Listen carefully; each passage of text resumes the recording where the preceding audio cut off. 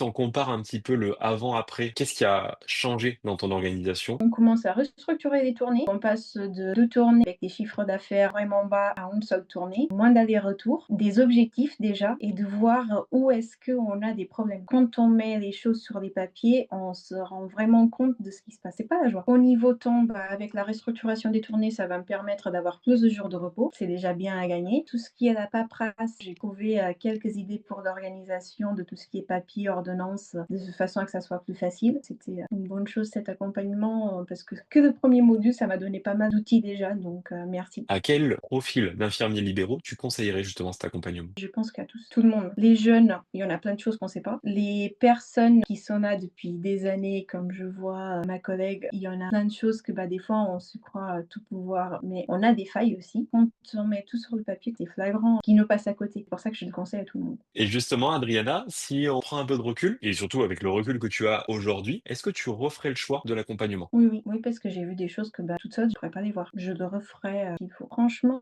l'état de l'organisation du cabinet, il était, tellement terrible pendant l'accompagnement. Là, ça me donne des objectifs clairs, par où on doit commencer, qui on doit changer. C'est bien parce que c'était des idées, c'est un tout, en fait, l'accompagnement. On va mettre ces cabinets en train de donner de l'argent en étant humain.